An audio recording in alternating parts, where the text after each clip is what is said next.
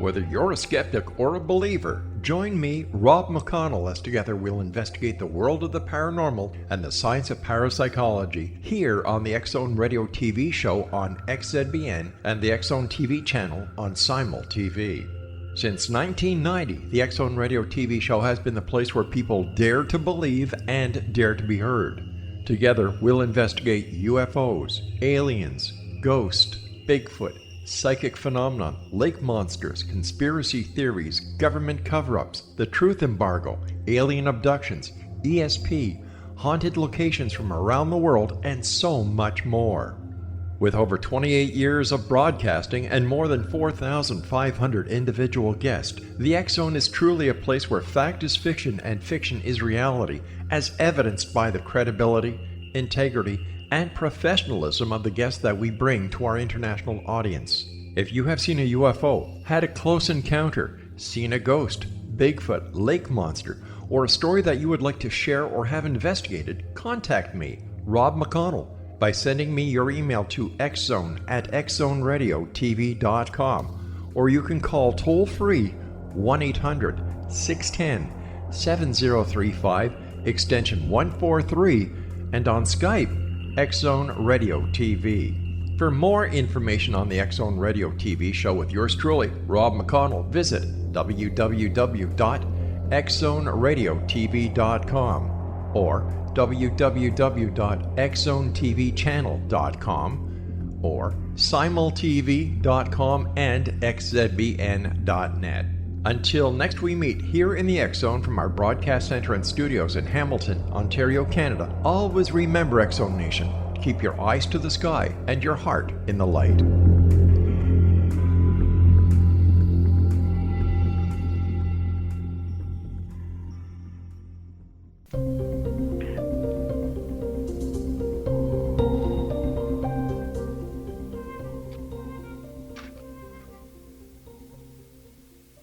Hi, good afternoon, good morning, good evening, wherever you are.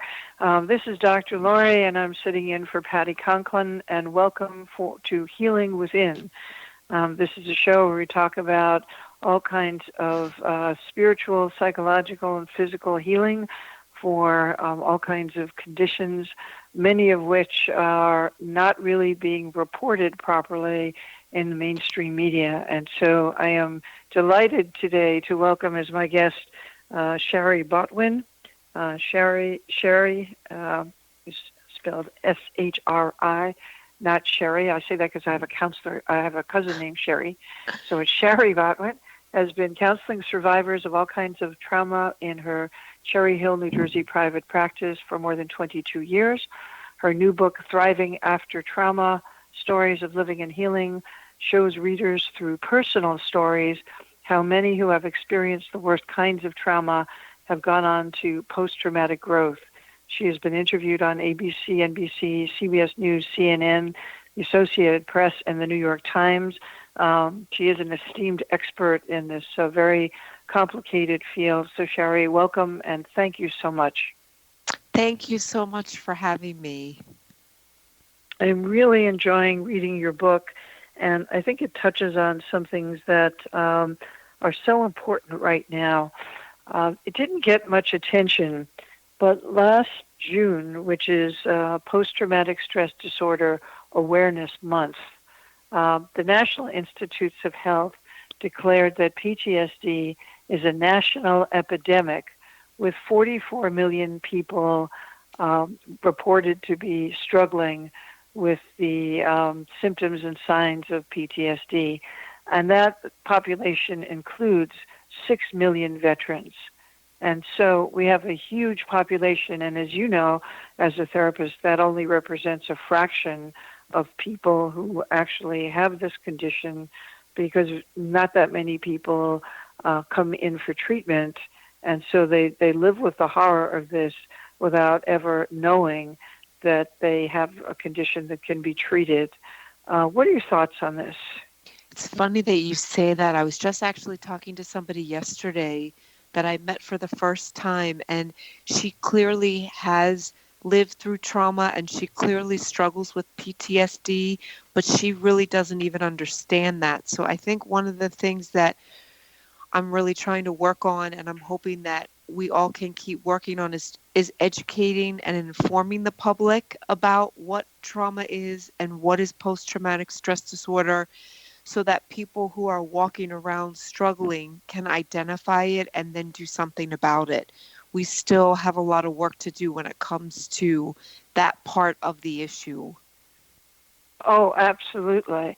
And something I'd like to add, as a former news person, I spent 20 years in newsrooms and 25 years as a full-time journalist.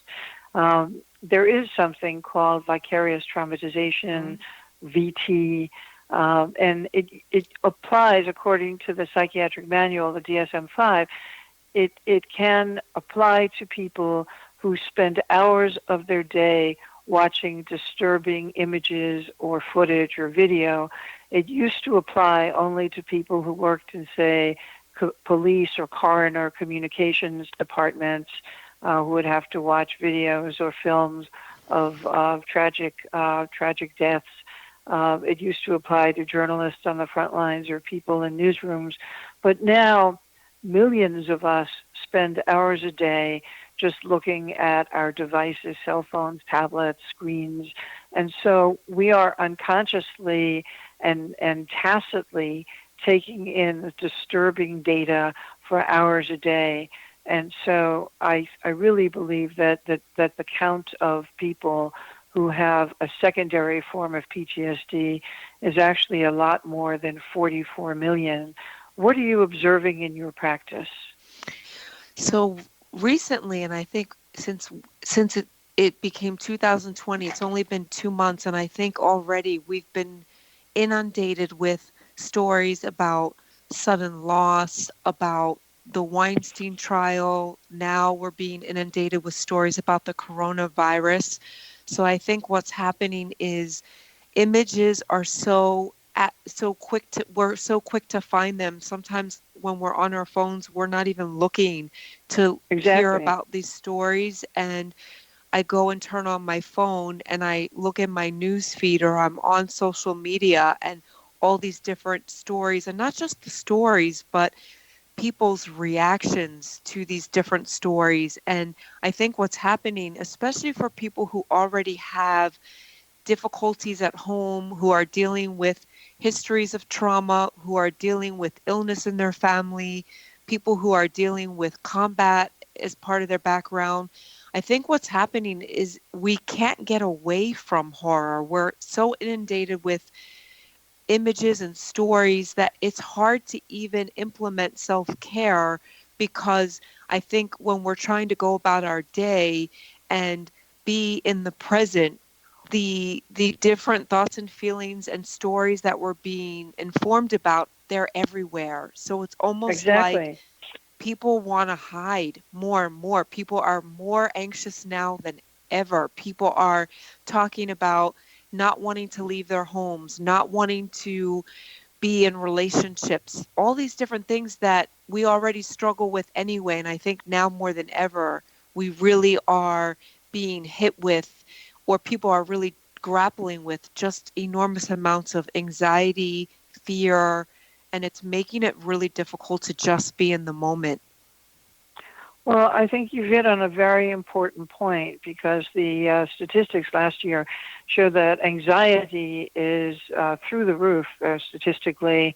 I think it's well over 100 million people are on medication, have been diagnosed with anxiety, and PTSD is an anxiety disorder or condition. And it's everywhere. It's ubiquitous. Even if you're not looking for it, it flashes in front of you. The images are constant. And, as I write in my book, The Five Gifts, we instinctively tend to want to swipe it away. But in swiping it away, we are escaping and burying our heads in the sand. And when something traumatic or life-threatening, or we witness even a near miss on the road where we're seconds away from an auto accident and we come face to face with our own mortality, having to face the tragedy and the sudden violent losses that are being presented to us all the time, really makes it difficult for people because we tend to escape. And then when it happens to us, we can't change the channel. We don't know what to do. How do you cope with experiencing directly a near miss, or witnessing or living with somebody who has been through sudden and violent experiences? We'll talk about sexual trauma specifically a little later on in the show. But can you help our listeners? What are the first things that you would say to somebody who has just recently, say, come back from combat or recently experienced some kind of traumatic event? I think the most important thing is to talk about what happened. As much as we want to run and not face the horror, not have to digest and know what happened, in order to prevent long-term complex chronic post-traumatic stress, it is just so important to begin processing what happened right after it happened. So I think what I try to talk to people about is doing the opposite of what feels instinctual. Our instincts are to run, to push things under the rug, to not have to keep reliving what just happened. But in order to not relive, in order to not be inundated or live a life in fear and in despair and in grief, we really do need to address it. So I think the idea of speaking and talking, really for any kind of trauma, but especially for somebody who's just come back from war. I work with people who were serving in Iraq 30 years ago. And when I talk to one person specifically that I did write about in the book, whenever we begin to talk about him witnessing his best friend being killed, he fills up with all kinds of feelings, mostly just deep sadness and horror about what he saw. And I think part of what I feel every time we talk about it is he is expressing 30 years later what he felt 30 years ago. And if somebody had sat down with him and helped him and supported him and got him to be able to figure out how to deal with what just happened, when he talks about it in 2020, it wouldn't be as painful. And what happens, I think, for people is when they don't talk about what they just saw in combat, or when they don't talk about the shooting that they survived, the longer you keep these thoughts and feelings inside, the more likely you're then going to turn to drugs and alcohol and different forms of reckless coping strategies, anything to just not have to know, to not have to remember. And of course, that's not a life that anybody wants to live. Well, I think that's very wise. And one of the emotional first aid tools that the Critical Incident Stress Foundation, which works with first responders, and there's a whole movement in the first responder community worldwide to debrief after, say, a baby dies in your arms and you're in a rescue, you're on a rescue crew, or you're a firefighter and you weren't able to save somebody, or you're a police officer. I had a police officer who I worked with for a couple of years who had he had to shoot somebody because that person was trying to kill him, and he had flashbacks, many years later. So I think, one of the first things that we say to people is don't isolate, stay with other people.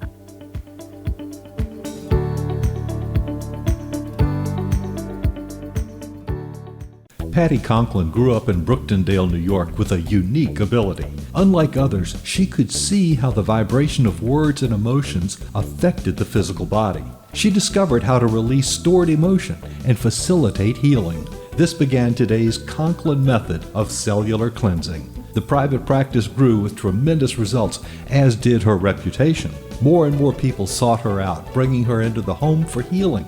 She soon realized she could even teach this to others, and they could shift perception and thus prevent illness from occurring. Patty Conklin quickly became a frequent keynote speaker, and she developed a curriculum for teaching the Conklin method of cellular cleansing. For more information, visit pattyconklin.com, PATTICONKLIN, pattyconklin.com, or call 404 404-0086. That's 404-474-0086.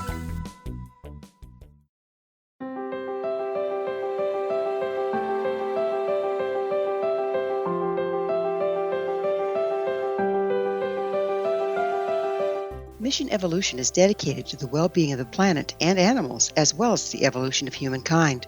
One major factor threatening all three is increasing toxicity. Heavy metals and other environmental toxins are poisoning our bodies, deteriorating our brains, blocking our spiritual connection, and shortening our lives. Yet these poisons are extremely difficult to remove. I'm Gwilda Wiyaka, and I recently became aware of a product created from the marriage of nature and nanotechnology called Vitality. It's formulated from zoolite, whose crystalline structure binds toxins, gently carrying them out of the body. The light is only as clear as the window through which it shines. Clear your body, shine your light into the world. Visit vitalityhappens.com for a 20% discount. Enter code PATHHOME.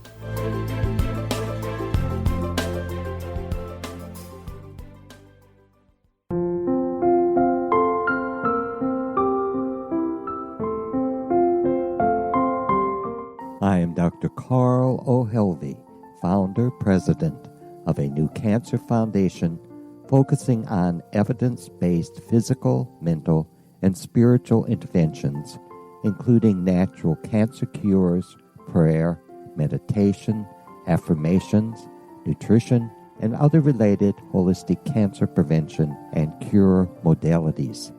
These are used in cancer education, research, and financing care. I ask for your help to continue this important work by donating at www.holisticcancerfoundation.com.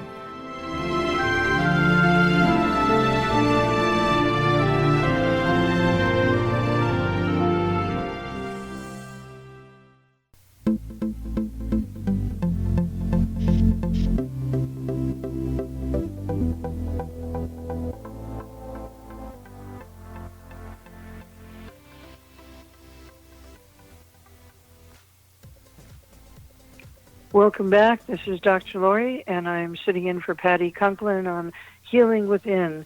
My guest is Shari Botwin, who is a trauma counselor and expert. Her new book, Thriving After Trauma, Stories of Living and Healing, talks about personal stories of people who have survived trauma. And as we were talking about before, PTSD is a national epidemic, and we know of 44 million people, according to the National Institutes of Health, who struggle with this condition. The primary criteria for trauma is that you have been close to or survived or witnessed a life-threatening experience that was sudden and unexpected, and that it left you with a feeling of horror and helplessness.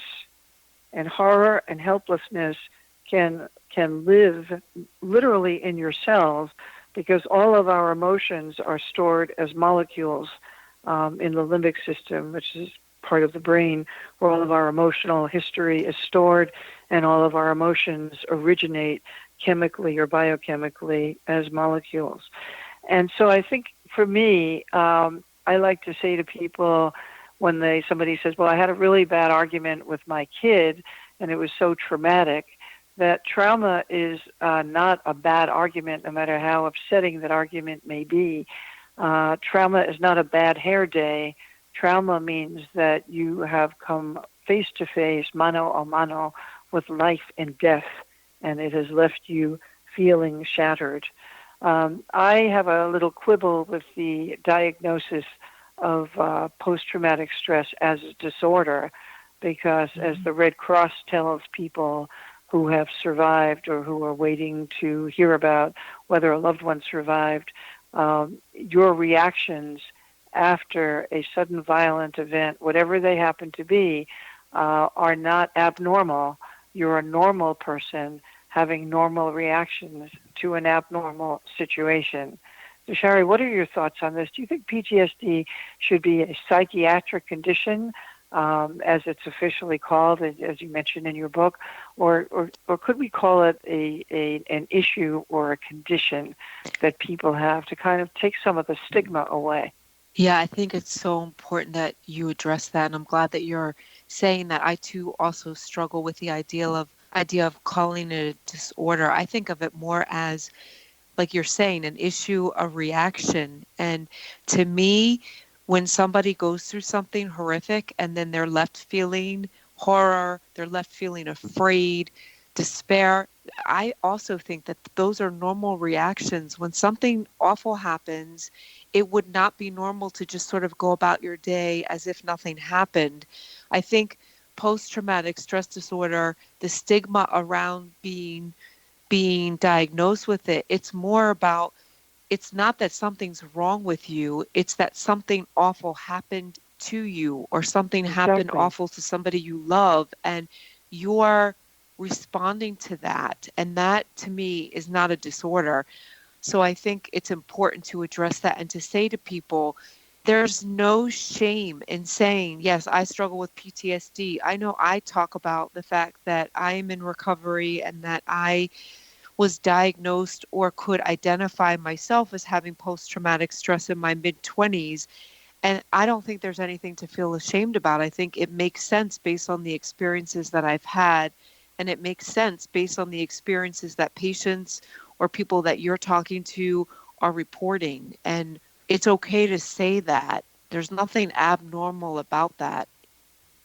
And I think it's really important, for healing and recovery, just as it is, somebody's recovering from an addiction, which is in part, a physiological condition.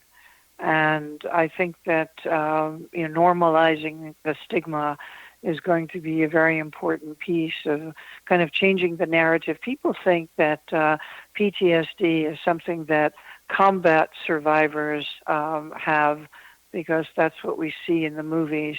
As I write about in my book, I was a young reporter in Chile during the military had taken over, and there was a state of siege, and there was a curfew, and machine guns were going off, and people were getting arrested by plainclothesmen in the middle of the night. And I was doing a story for Newsweek, and the person I was interviewing didn't like me, didn't like reporters, and informed on me to the head of the Air Force. And so I was living with the family of a political prisoner, and they hid me for a few days until I could get out of the country. And that experience haunted me in ways that I really didn't expect, because a year later or so, I found myself in New York City. I woke up in the middle of the night, and I was curled up in a fetal position under my bed because a truck had gone over a manhole cover down like 11 stories below me, and I was shaking and crying. And I was diagnosed with post-traumatic stress disorder at that time, and that was in the mid-1970s when very little was known about it. And I do have, I call it intermittent hypervigilance. Mm-hmm. There are times I do have this startled response where my body feels hot-wired, and I feel like I'm going to jump out of my skin. And in working with people who have these reactions, how do you help them to identify how physical it is to be living inside your body when your cells don't feel safe? So I talk a lot with people about the idea that trauma of all different forms, we store that in our bodies. We find a way intellectually to either dissociate or disconnect, but it's virtually impossible to disconnect from the memories that we're storing in our bodies. And what you're talking about right now is the idea of our safety and feeling as though our safety is somehow threatened. And I think once you've had that experience, what can happen is anything associated with that unsafe time will be triggering, something like what you're describing, hearing a loud truck or fireworks. I know July 4th is a very triggering Yes. holiday for many people, even people who haven't lived through violence, even people who Yes. are abuse survivors whose dads came into their bedrooms in the middle of the night. So one of the things I try to help people understand is that the more we find words and the more we can name these feelings and understand that what we're feeling in our bodies is partly from the memory, once we can recognize that and separate, that was just a truck going over a big hole. That's not actually a sign that I'm unsafe. Once we tag these feelings and we put them in perspective about where they're coming from, then we can find ways to put our feet back on the floor and feel grounded and safe in the environment that we're in now. Now, I think it's a really important point that that you just mentioned, that the physiology, if you can name it, if you can give it a shape and a color, if you can ask that area of your body that is reacting, say you get knots in your stomach or your heart, starts to flutter, ask your heart or ask your stomach, what color would help you to feel safe right now, or what color do you need to feel better? And just breathe in that color and let that color find its way to that part of the body, and kind of suppose you want to breathe in blue, and that is going to help calm your physical sensations down. As you exhale, you can release any symptoms that you want to get rid of from your body by breathing out a different color. So you inhale a soothing color, and the trick is really to ask your body, what do you want or what do you need, rather than imposing a color from your head. Because sometimes your body may want red, sometimes it may want green. It can change. And if you just inhale that body, remember, the mind is like an iceberg, and the tip of the iceberg that we can see that's above the water represents the part of the self or the part of the mind that we are aware of. And this is who we think we are. But the majority of who we are, like the majority of the iceberg, is beneath the surface of our attention or consciousness, which is why we call it the subconscious or the unconscious mind. And the unconscious mind has all of the wiring to our physiology.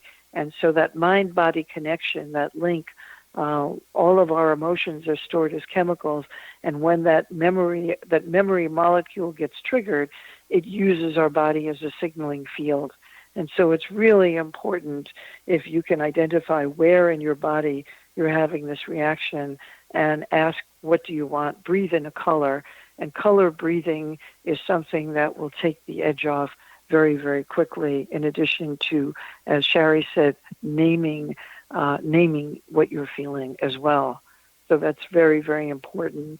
We want to be able to get away from the re-experiencing. When your body is feeling the trauma, even if it's 30 years later, you will start to re-experience it as if you're looking out through your own eyes and it's happening around you again. That's a flashback. Yep. And you know what? I also like to try to remind people we don't have control over what we're feeling, but we get to decide what we do with the feeling once we recognize we're having it. Absolutely. So it's like, you can change the channel in a way. You can't change the event, but you can change how you perceive your reaction to the event in the moment. Mm-hmm. So instead of looking at it through your own eyes, you can see an image of yourself as you were at the time, 5 years ago, 10 minutes ago, 20 years ago, and you can even make that a black and white image. You can put it on the wall. You can make it smaller and further away so that you know that you here in the present, you are safe in your own skin. And of course, there are many modalities that I know you work with and I work with, including... Audience, if you have seen a UFO, had a close encounter, seen a ghost, Bigfoot, lake monster, or a story that you would like to share or have investigated, contact me, Rob McConnell, by sending me your email to xzone@xzoneradiotv.com, or you can call toll-free 1-800-610-7035, extension 143, and on Skype, X Zone Radio TV. For more information on the X Zone Radio TV show with yours truly, Rob McConnell, visit www.xzoneradiotv.com or www.xzonetvchannel.com or simultv.com and xzbn.net. Until next we meet here in the X Zone from our broadcast center and studios in Hamilton, Ontario, Canada, always remember, X Zone Nation, keep your eyes to the sky and your heart in the light.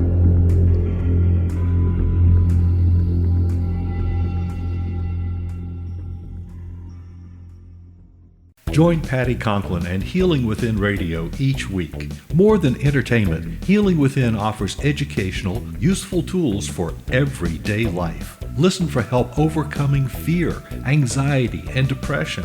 Patty knows about eliminating cancer, MS, dementia, Parkinson's, and a host of illnesses that we face every day. Life can be good. Life is good. All you need are simple tools to start changing your life. Start right now by visiting pattyconklin.com, PATTICONKLIN. No matter where you are in the world, you can work with Patty through Skype, phone, or in person, visiting one of her retreats in Georgia. Visit pattyconklin.com today or call our offices at 404-474-0086. That's pattyconklin.com or call 404-474-0086.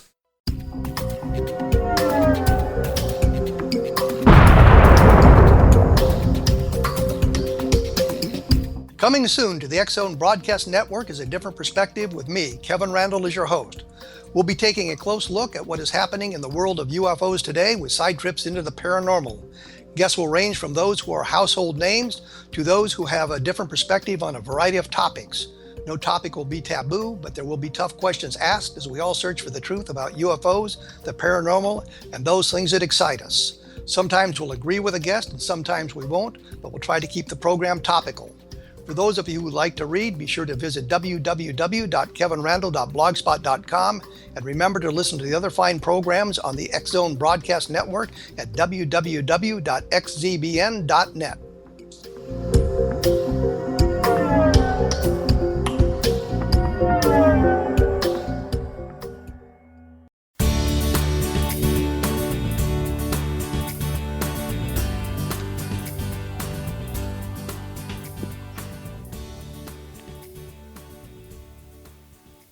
Hey, welcome back. This is Dr. Lori sitting in for Patty Conklin on Healing Within.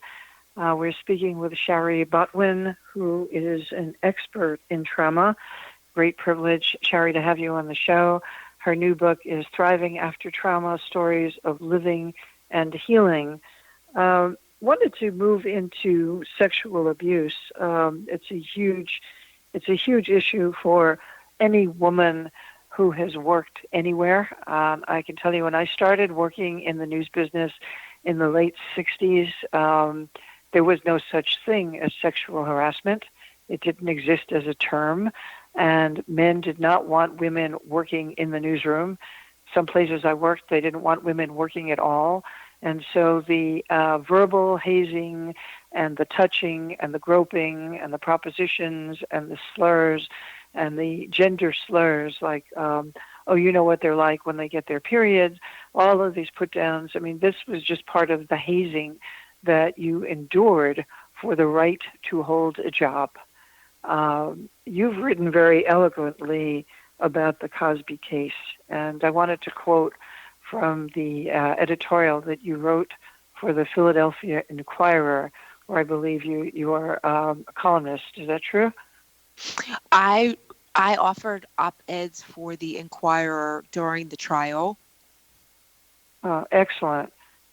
So you have this wonderful, very, very beautiful and eloquent paragraph. It says, the Cosby case and the media attention surrounding it send the valuable message that no one, no matter how widely esteemed, should be allowed to hurt another person without being held accountable.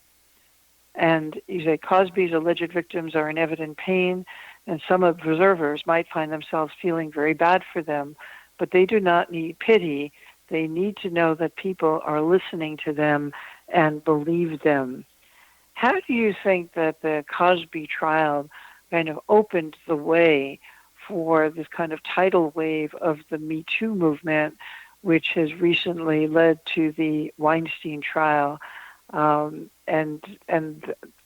last night, the firing of Chris Matthews, who's highly regarded and highly respected, although having spoken to a couple of women who had worked in that network, apparently he did have a reputation behind the scenes. What's your take on what the Cosby trial has given us in terms of an awakening? I think even before the trial, even when some of the women went on Dateline in 2020, what was happening is that they were talking about things that happened to them and the world was listening. And while they too dealt with so much defamation and victim shaming, all of that stuff existed, there were also all these advocates and survivors around the world who were feeling somehow like it was okay to speak. By them stepping forward and sitting in a trial and testifying and confronting a man with so much power, I think what it left people feeling like, even before the verdicts came in, it leaves people feeling like finally somebody's listening, finally somebody believes us. I know when I was at the trial, we talked a lot about that as we were sitting in those hallways, what felt like for years, waiting for the jury to come back with the verdict. We were talking about the verdict itself. While that was important, of course, what was more important was that this story was getting attention from the media, and people all over the world were watching survivors and people who've been through awful experiences. They were watching them speak and be heard, and they were watching them stand up to their abuser. And I think that was so empowering for so many people around the world. I know for me, it lit a fire under me. It made me feel like, you know what, if they can sit there in a courtroom and talk about the worst times of their life, then I certainly can be talking about things that happened to me, or I understand even more now why the work I'm doing and being a witness and listening to others, how valuable and how important and how healing that can be. Oh, it's incredibly powerful to be able to validate that, again, to go back to the definition of horror and helplessness.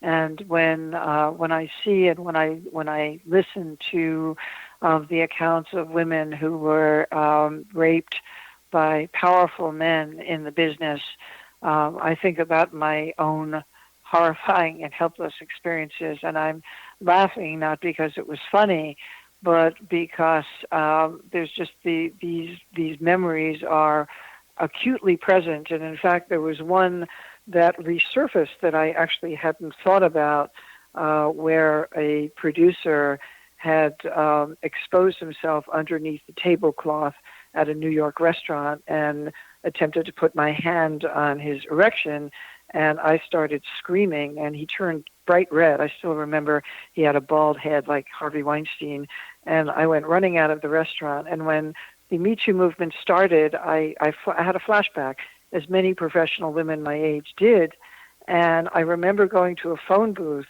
and calling a friend, and she actually called me that night, and she said, when I saw that on TV, I thought of you, and I thought of that afternoon when you called me because you ran out of the restaurant.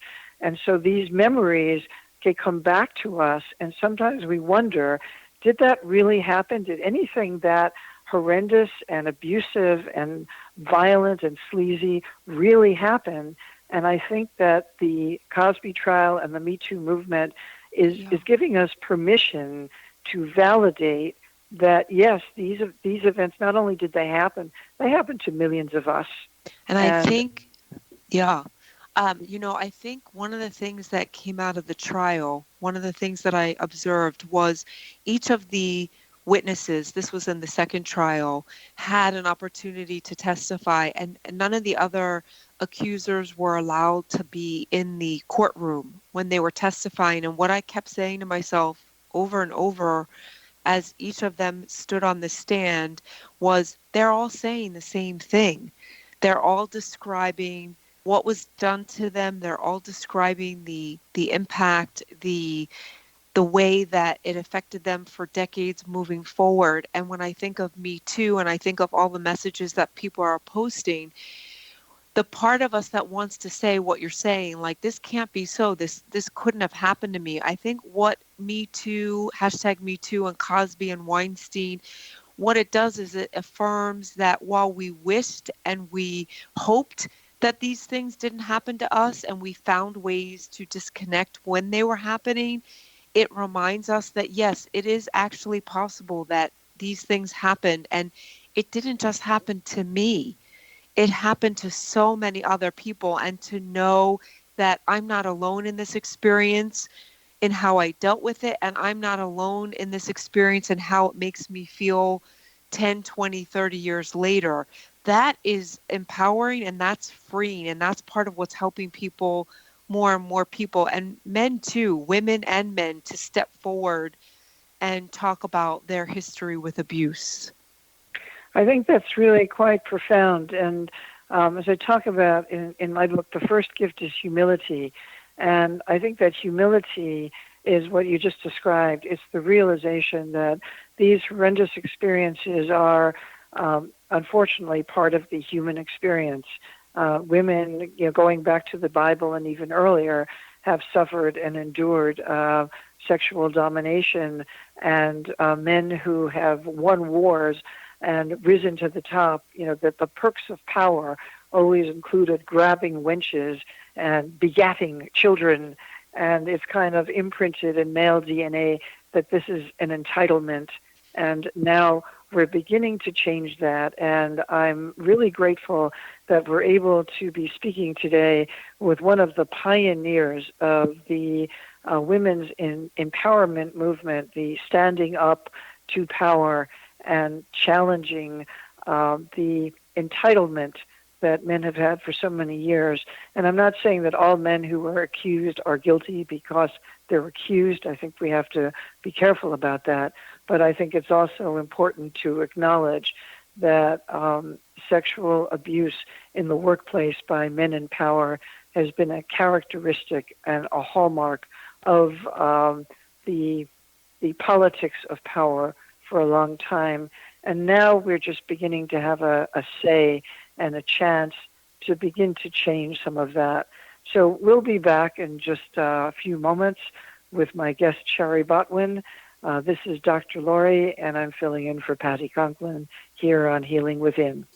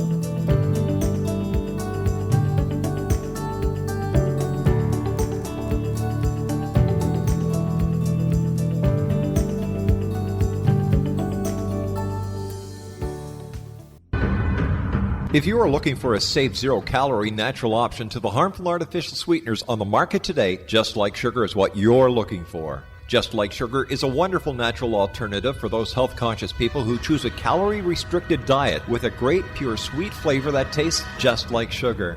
Just Like Sugar is a great natural option for people suffering from diabetes and may be useful in restricted diet programs where standard sugars are not allowed and does not cause a laxative effect of some other sweeteners. Just Like Sugar comprises a perfect blend of chicory root fiber, natural calcium, natural vitamin C, and Just Like Sugar's sweetness comes from the natural flavors from the peel of the orange. Just Like Sugar is a natural alternative to harmful artificial sweeteners and will change the way that you believe all natural sweetener products taste. Just Like Sugar is available at your local Whole Foods markets, Wild Oats markets, Henry's, Sun Harvest, and many other fine natural food stores in the U.S., Canada, and worldwide.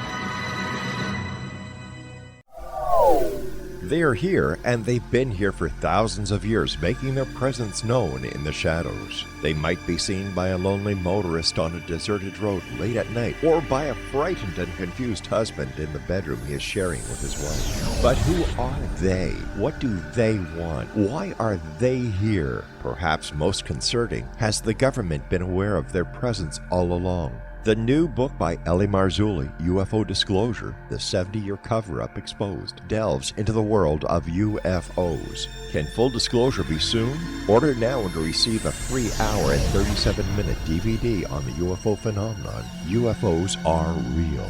Get both the book and the DVD, a $40 value, for only $19.99. To order your book and DVD today, go to lamarzulli.net. That's LAMARZULLI.net. You have heard of the X Zone? Now watch it on Simul TV, plus 500 video games, live TV channels, free video on demand, worldwide, and more. Does this sound like tomorrow's television? Well, it is, but you can have it today, right now. It is Simul TV. Simul TV offers what the others only wish they could provide. 15 exclusive channels like X Zone, sci-fi, and horror. We are worldwide.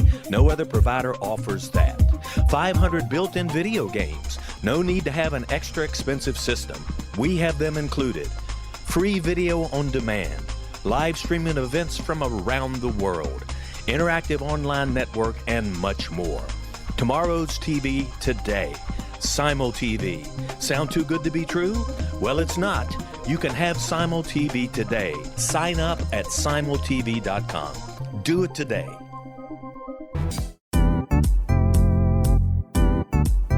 Memorable dynamic presentations are a not-so-secret weapon in the business world.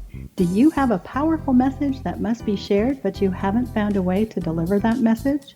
Do you want to be known as a top public speaker who gets amazing results? Are you ready to create and deliver your powerful message? Thomas Hides can help you create and deliver your speech to get the results you desire. Visit iconquality.com. Did you expect your business to flourish, but instead it plateaued or didn't get off the ground yet? Would you like to achieve massive goals and discover new sources of income within your business? When you're ready to experience that type of success with fast results, Cindy Hendricks is the business coach for you. Her work with entrepreneurs and business owners has been life-changing. To get you and your business where you want to be, go to imaginemoresuccess.com. Has the fear of public speaking stalled your business or personal life? What would you give to develop and maintain supreme confidence? Have an invaluable private program to always perform at your best. Imagine how you would feel. You can have all that and so much more today with Thomas Hides' life-changing course called Number One Fear Unleashed. Visit numberonefear.com and be liberated from your fear of public speaking.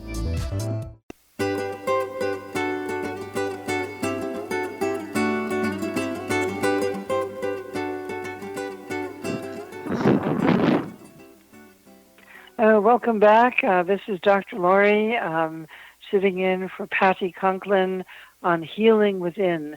And we've been speaking with trauma expert Shari Botwin, who is the author of a wonderful new book called Thriving After Trauma, Stories of Living and Healing.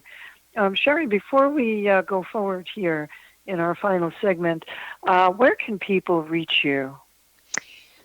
People can find me online at my website, www.sharibotwin.com. That's SHARIBOTWIN. They are welcome to email me at SHARILCSW@comcast.net. And of course, I'm on Facebook, Instagram, LinkedIn, and Twitter, and easy to find. Oh, that's great. Shari's really got her social media presence together, and congratulations. It's not an easy thing to do these days. So I really admire you for that. Wanted to get back into, we were talking about sexual trauma, and unfortunately, this is something that a lot of kids experience. And I think it would be really helpful if people listening knew what are the indications, what are some of the signs that parents and teachers can look for when a kid shows up in school and they've been coping with abuse by an older sibling or a relative, or as one of my clients was sexually abused by an uncle who was also a preacher, who threatened to kill her and told her she would go to hell if she ever told her parents, and she was 8 years old. What are some, and I'm sure you've heard stories that are equally or even more horrifying, but unfortunately this is everyday life for millions of kids. What can parents and teachers look for, and how can they address it? So I think what I would pay attention to is the kid or the student who is looking very distracted and not present. Noticing if the kid is seeming socially isolated, withdrawn, having a difficult time connecting with their peers, and also paying attention to things that they say. If there's a kid who is starting to talk about subject matter that seems inappropriate for a small child or a young child, that would be a red flag.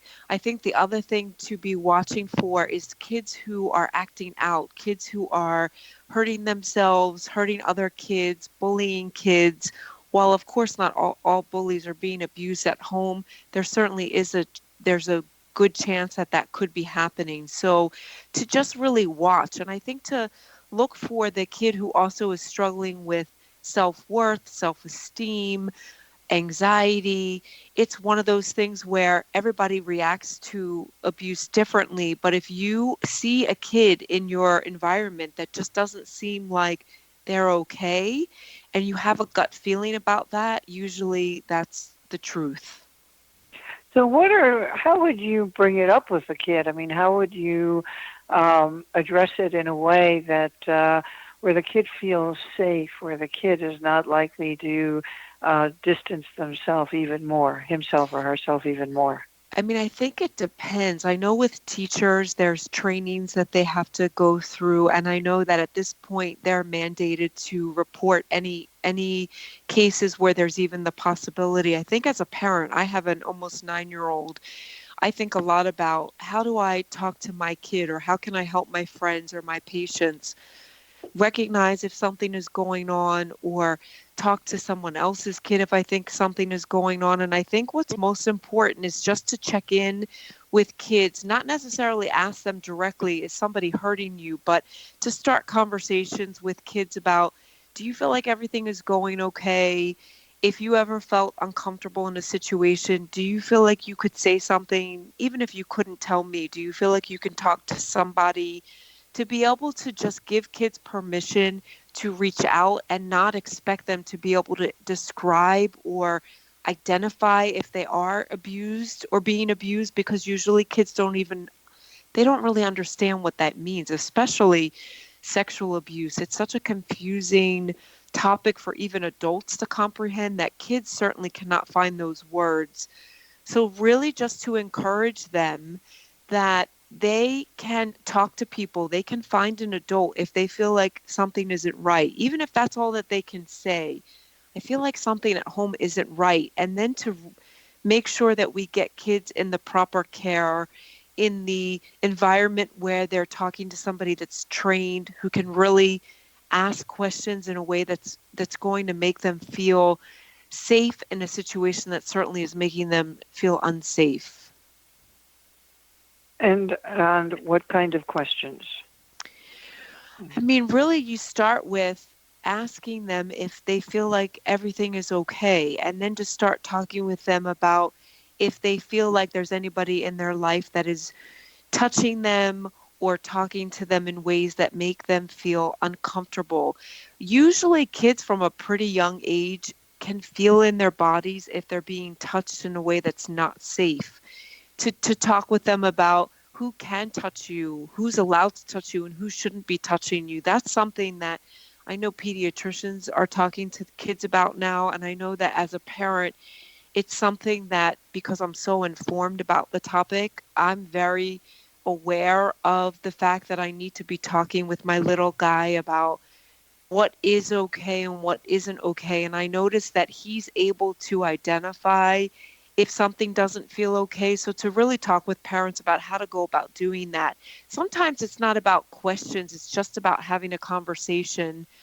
There's books out there that people can get. There's ways that we can talk to our kids. And I think it's also important to recognize every kid is different. What works for my kid is not going to necessarily work for somebody else's kid.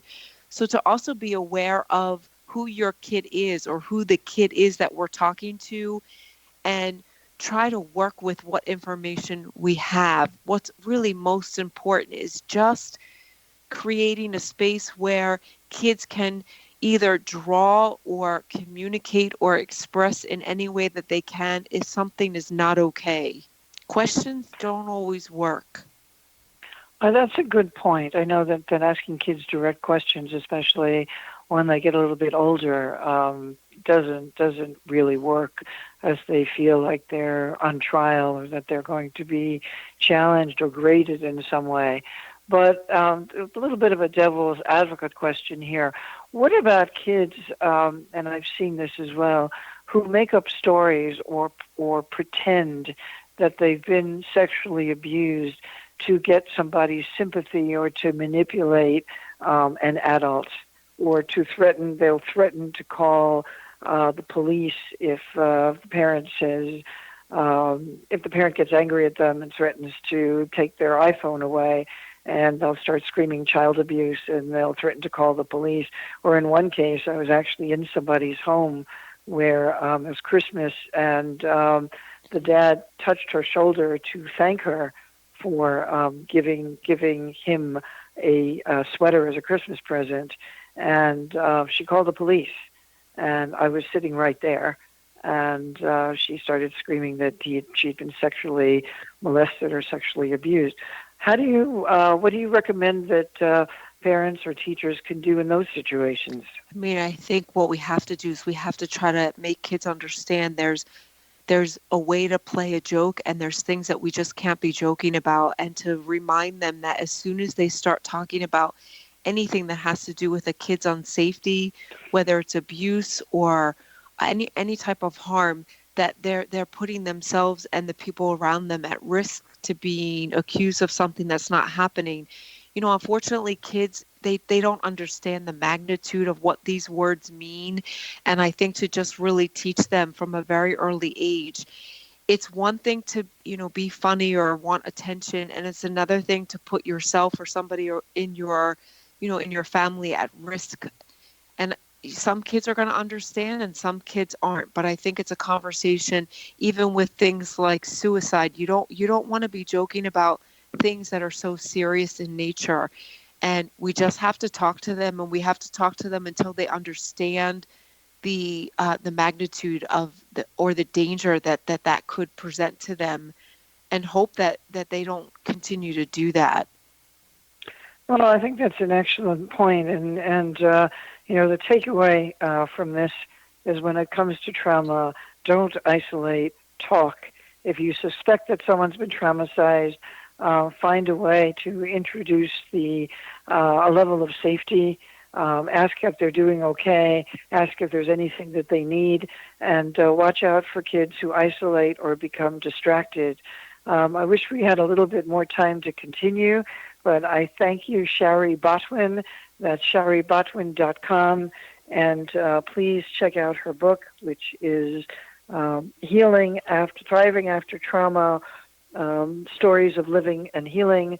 This is Dr. Lori Nadel. Dr. Lori, I'm sitting in for Patty Conklin here on Healing Within, and you can check me out at lorinadel.com. That's LURIENADEL.com. Wishing you a great week, and be sure to go out there and vote if you're in a state that's voting today. Thanks a lot, and see you again. Have a great day.